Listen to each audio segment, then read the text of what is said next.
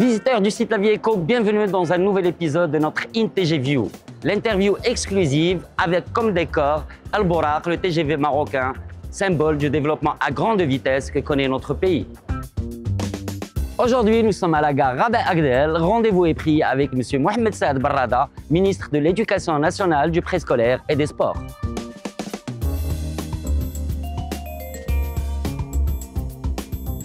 Avec lui, on va parler de rentrée scolaire, de réforme de l'éducation nationale, du préscolaire, d'action gouvernementale, mais aussi de sport et évidemment de ce grand événement continental qui se profile, la CAN 2025. Tout cela sera au cours de notre entretien sur rail. Le train 1049 à destination de Tangéville entre en gare, 2 minutes d'arrêt et une question à la volée.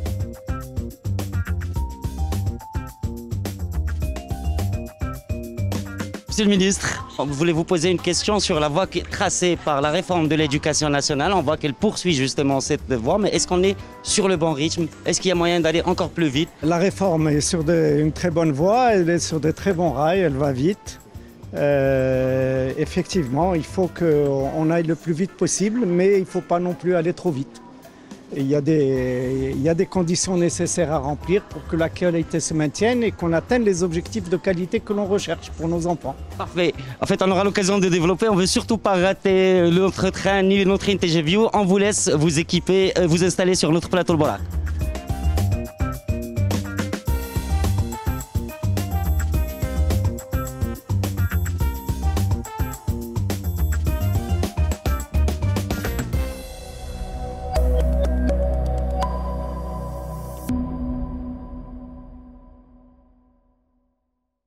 Monsieur Barrada, c'est en octobre 2024 que vous avez pris le relais à la tête du ministère de l'Éducation nationale, du préscolaire et des sports. Alors, c'est quelque part un peu votre première rentrée scolaire effective en tant que ministre. Est-ce que vous pouvez nous en parler et parler des nouveautés de cette rentrée, justement? Alors, c'est vrai que c'est une rentrée qui est importante pour moi, c'est la première. Elle s'inscrit dans le cadre de la réforme, telle que l'a voulu Sa Majesté le Roi. Et vous connaissez l'importance de cette réforme pour les Marocains et pour nos enfants. Les nouveautés de cette réforme cette année, c'est qu'on rajoute 2000 écoles pionnières et donc on va atteindre 4600 écoles primaires pionnières, 56% du total. Et on va rajouter 500 collèges pionniers suite au pilote qui a été fait cette année. Nous avons aussi le préscolaire avec 2500 nouvelles classes, 2500 nouvelles puéricultrices. Et nous avançons sûrement pour la généralisation du préscolaire, pour que tout le monde ait la possibilité de faire un préscolaire dans notre pays. Avant de parler du préscolaire, parlant des écoles pionnières, on rajoute 2000 chaque année. L'idée, c'est de les généraliser. Et quelle sera la prochaine étape? Une fois tout le Maroc aura des écoles pionnières, comment entretenir justement ce côté pionnier? Est-ce que ça évolue de manière continue? Vous savez, le principe même de l'école pionnière, c'est passer par une phase de remédiation et de remise à niveau qui dure quand même 10 semaines, presque un tiers du temps.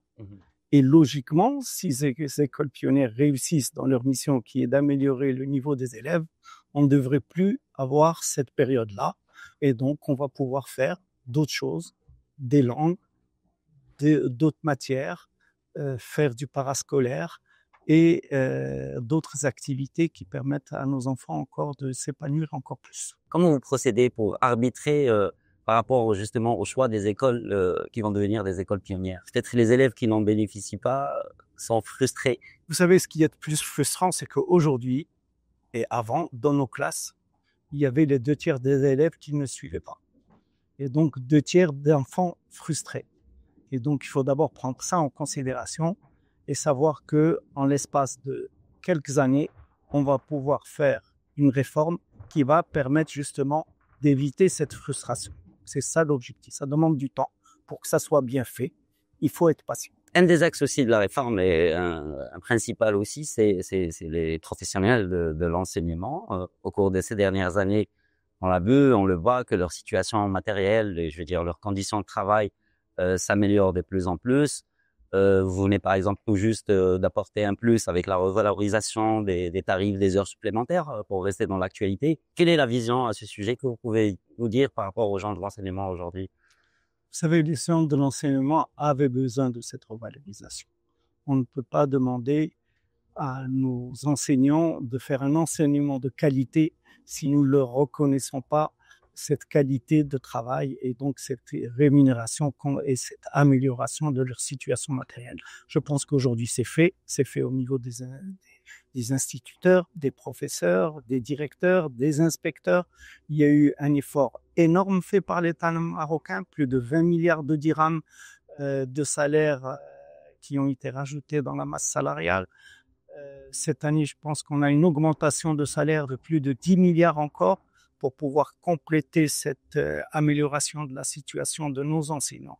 Et je pense qu'aujourd'hui, nos enseignants sont dans une situation matérielle qui leur permet d'apporter tout le soin nécessaire à nos petits-enfants. Alors, il y a les enseignants, il y a aussi les manuels scolaires. J'imagine que là aussi, au sein du ministère, vous avez opéré plein de réformes et vous amorcez en tout cas plein de réformes. Est-ce qu'on arrivera justement à la bonne équation entre coût de fabrication correct, marge correcte pour les professionnels et coût abordable un peu pour les parents avec une disponibilité?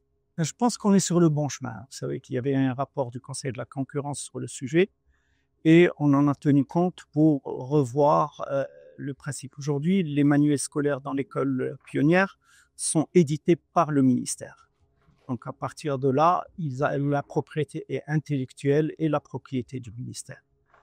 Derrière cela, nous avons travaillé avec les imprimeurs, avec tous les éditeurs pour justement essayer d'avoir le meilleur coût, qualité-coût. Et nous avons cette année utilisé une nouvelle méthode d'appel d'offres qui sont les enchères inversées pour essayer d'obtenir le meilleur coût. On a de très bons prix, on a des livres à 4 dirhams, 11 dirhams, 16 dirhams. Ils sont disponibles et on va tirer toutes les leçons nécessaires pour améliorer encore l'année prochaine tout ça. Est-ce qu'il y a des aides spécifiques aux ménages les plus défavorisés par rapport à cette rentrée, ou est-ce que cela s'inscrit maintenant dans l'aide sociale directe globale? Vous savez que l'opération 1 million de cartables a été transformée en aide et toutes les personnes qui reçoivent l'aide sociale reçoivent 200 dirhams par enfant au niveau du primaire et du collège et 300 dirhams au niveau du lycée. Donc cela permet en plus de l'aide sociale, bien sûr, et par enfant.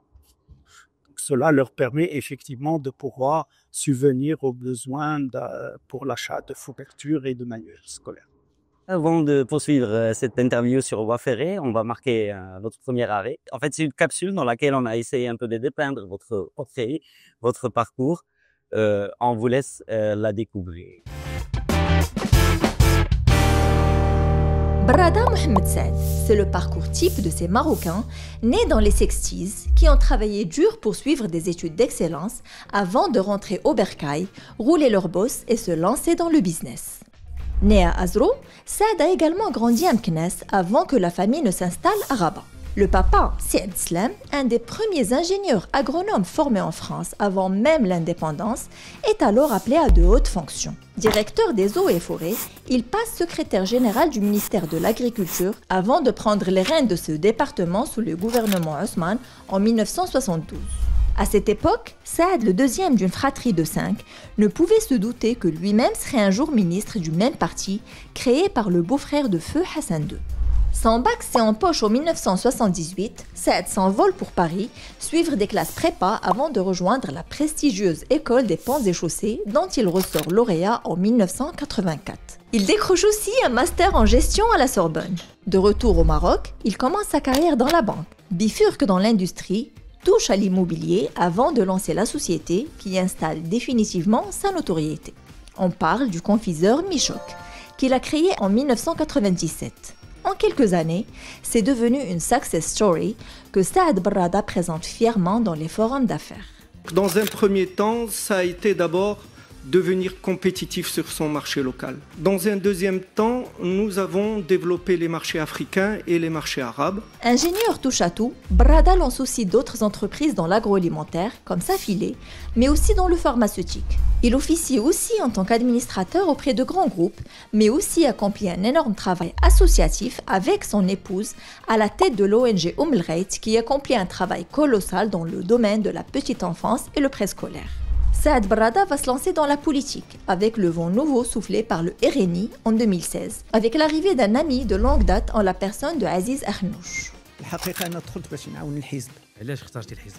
حلاوت كانت عندي علاقة مع السي عزيز قديمة، ولكن في نفس الوقت كانت قناعة اللي ولا أنا طلب مني ندخل في واحد الحزب باش نعاون ولا بد خصني نجي نعاون ونعطي داك المعرفة ديالي. هادشي اللي وقع، ولكن ما كانش بالتفكير باش غادي نرجع وزير. Devenu dirigeant du RNI, Saad Brada prête main forte aux aspects organisationnels du parti, notamment la commission des élections, mais aussi la structure parallèle des ingénieurs RNistes. Le 10 octobre 2024, son nom figure comme nouveau ministre de l'Éducation nationale du gouvernement Akhnouch II, une nomination qu'il perçoit avant tout comme un devoir.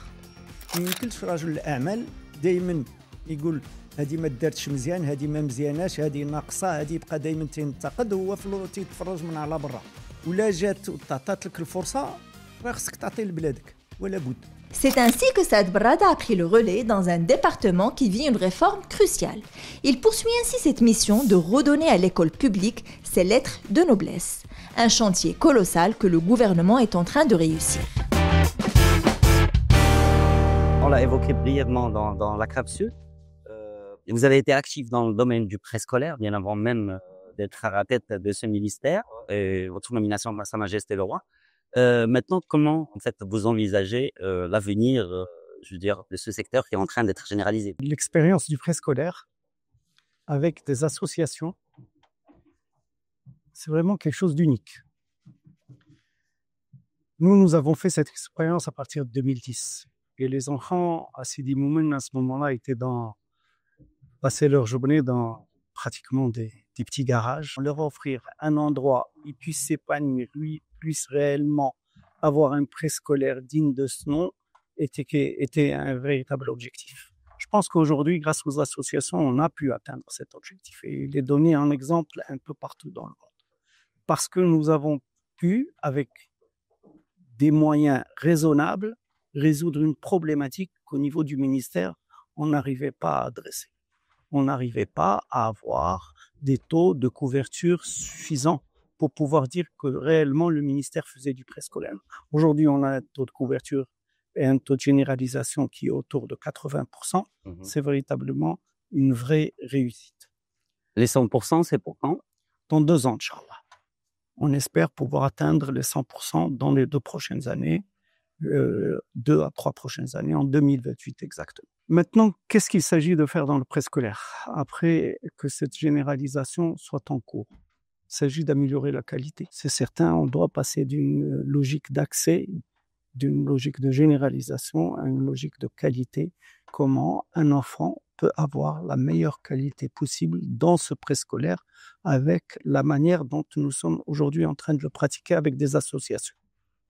Et je suis sûr qu'il y a des choses à faire et qu'on va y arriver et que ces associations ont une telle souplesse qu'on arrive à faire beaucoup de choses avec elles et de manière assez facile. L'éducation est arrivée au fin fond du rural, aussi bien au niveau du préscolaire que du primaire, que du collège et du lycée. Ceci dit, effectivement, il reste de grands écarts d'une région à une autre, d'une commune à une autre. Et c'est dû principalement à des raisons de qualité, et c'est pour ça que la qualité devient le maître mot dans notre enseignement. Tout à fait. Mais l'écart, monsieur le ministre, aussi, il existe entre le secteur public et le secteur privé, du moins dans la perception, on va dire, des parents d'élèves. Comment envisagez-vous cette corrélation public-privé dans le système éducatif? Est-ce qu'il y a moyen, justement, de trouver des synergies? Il est certain que le privé est totalement complémentaire du public. Dans les années 70, le public était meilleur que le privé et j'espère que le public le redeviendra. Mais aujourd'hui, le privé, de par les résultats du Conseil supérieur de l'enseignement et de l'enquête du PNEA 2019, restent devant le public. Et tout le challenge est de les remettre à niveau et qu'ils soient réellement complémentaires, mais avec un niveau très comparable. Sur un autre volet, Monsieur le Ministre, si vous le permettez, en fait, on parlait d'apprentissage de langue étrangère, quelque chose que votre ministère, je veux dire, a entamé de renforcer depuis le primaire carrément. Où est-ce qu'on en est à ce niveau? Est-ce qu'on a déjà les professeurs formés pour enseigner justement ces langues? Et c'est peut-être l'occasion aussi de parler de la formation des enseignants de manière générale. Ben, vous savez qu'aujourd'hui, les langues étrangères, on commence déjà à les étudier au préscolaire. Le français est étudié, fait partie du curricula du préscolaire. L'anglais est aussi une langue qui est aujourd'hui au collège, on n'est pas loin des 100% de couverture au niveau du collège. Le e-learning aujourd'hui est un outil extrêmement efficace, aussi bien pour les professeurs que pour les élèves, et il est disponible aussi bien dans les salles multimédia des écoles, des collèges, que chez soi à partir de son propre téléphone ou de sa propre tablette. Et des numéros d'accès sont donnés aux élèves, aux professeurs. Donc tout cela aide énormément à l'acquisition de la langue et je pense qu'on avance au niveau des langues étrangères de manière certaine. Et au sujet de la formation des enseignants? Alors vous savez qu'aujourd'hui, un enseignant, pour être instituteur ou professeur, on doit suivre une licence et un stage. Ces licences font l'objet par la suite d'un concours d'accès aux formations donc d'instituteurs ou de professeurs. Ces concours d'accès sont sélectifs, de plus en plus sélectifs. Aujourd'hui, il faut avoir une mention au niveau de la licence ou au niveau du bac pour pouvoir y accéder. Et donc, le niveau des enseignants s'améliore et leurs compétences certaines s'améliorent aussi. Le dernier examen, je crois qu'on avait 120 000 candidats pour 14 000 places. On est dans des rapports de presque 1 sur 10. Donc, la demande est forte et le métier d'instituteur, de professeur est devenu attractif, c'est certain. Il y a aussi l'aspect formation continue. Quand on passe à une école pionnière, il s'agit de refaire la formation des professeurs. Ça fait partie de la formation continue. Et donc aujourd'hui, annuellement, nous reformons plus de 40 000 instituteurs pour pouvoir répondre aux besoins des 2000 écoles que nous mettons en place annuellement. Donc en l'espace de 4-5 ans, on va refaire la formation, bien sûr, sur les notions de parle, sur les notions d'enseignement effectif, sur la notion de comment on fait une évaluation, les nouvelles méthodes d'évaluation, les nouvelles méthodes de preuve probante où nous devons amener la preuve qu'un enfant acquiert des compétences et qu'il progresse. Donc tout cela fait partie donc de la formation des instituteurs et des professeurs. Monsieur le ministre, on va poursuivre cet entretien sur voie ferrée, mais c'est aussi l'heure de marquer un deuxième arrêt.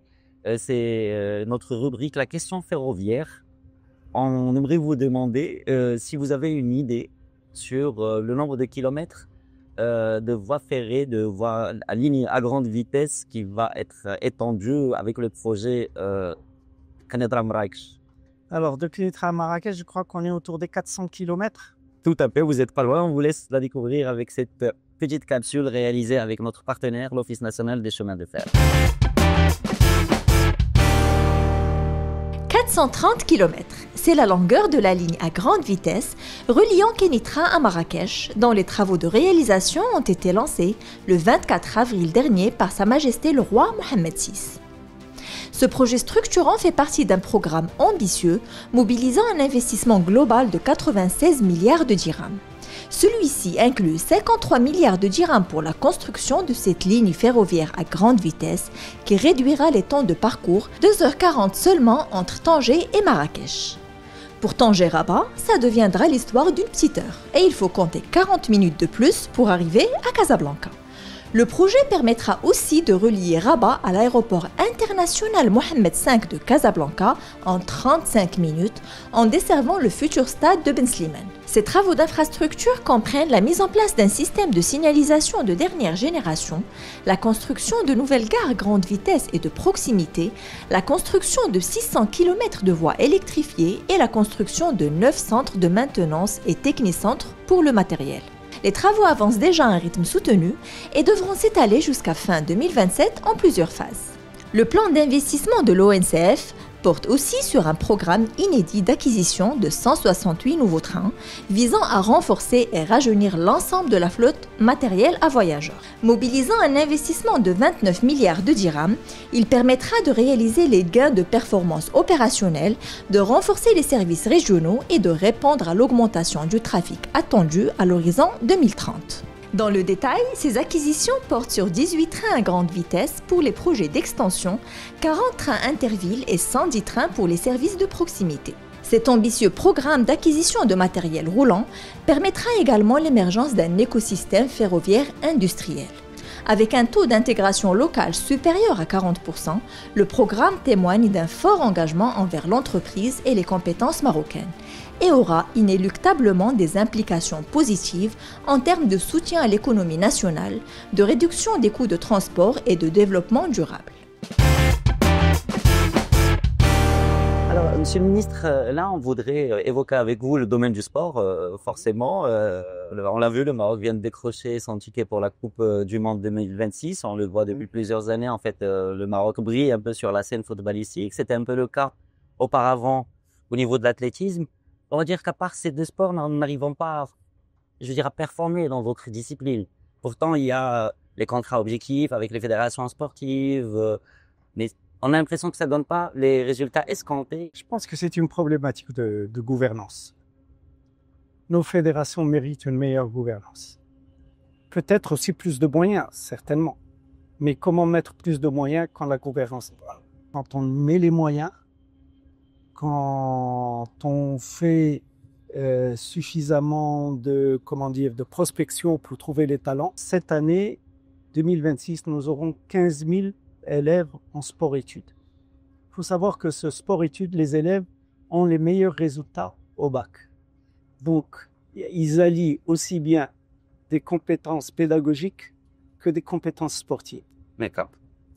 Et donc, c'est au sein de cette population, de ces jeunes que nous avons dans nos écoles, que nous devrons dans le futur trouver nos champions. Des champions. Mais il va falloir les former, il va falloir les encadrer, il va falloir en faire des champions tout simplement.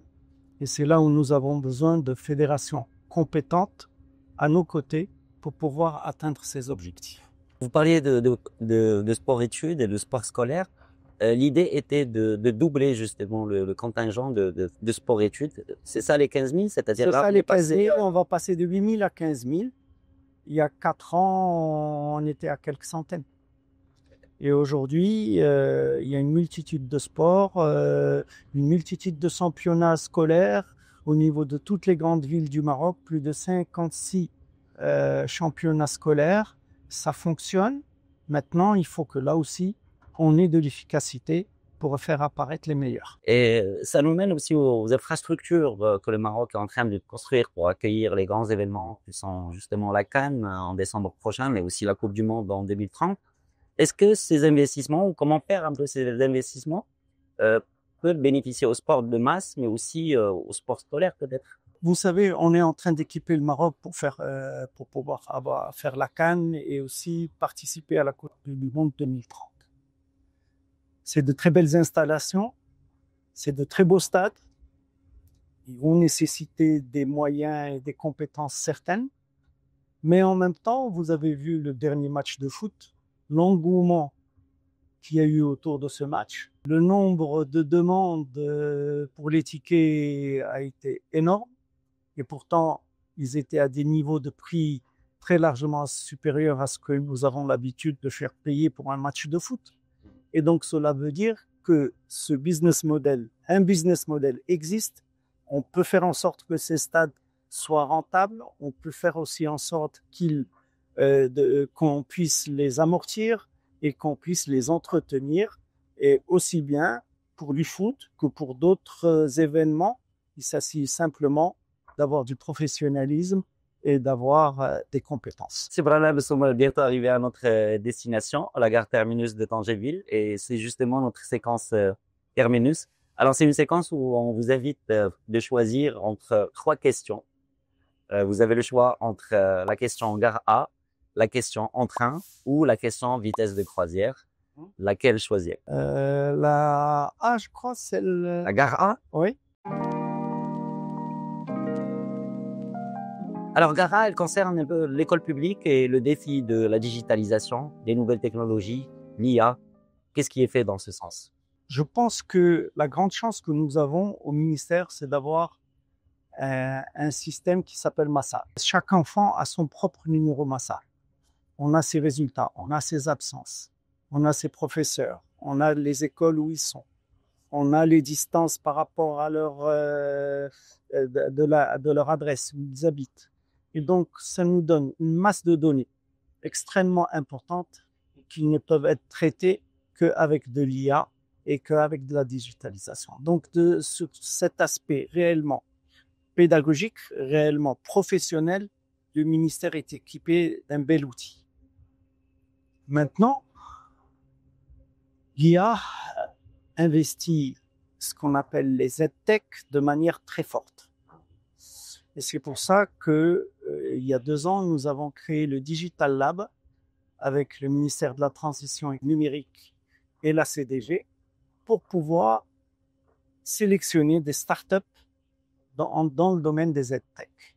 Nous sommes en train donc de mettre en place les premiers prototypes qui vont nous permettre de mettre des applications en intelligence artificielle pour pouvoir accompagner la réforme et pour pouvoir accompagner les écoles pionnières, pour pouvoir créer des relations avec les parents d'élèves. Et donc, on va introduire de l'IA pour pouvoir avoir des relations, aussi bien en Darija qu'en Amazigh, qu'en arabe classique, avec les parents d'élèves, avec les mamans, avec les papas, pour pouvoir leur apporter toutes les informations nécessaires sur l'évolution des compétences de leurs enfants, sur les absences de leurs enfants, sur les devoirs que doivent faire leurs enfants, sur comment faire leurs devoirs et les accompagner au suivi de leurs enfants. C'est ce qui manque à l'école publique. Monsieur Brada, merci d'avoir partagé ce trajet avec nous. Merci pour cette interview.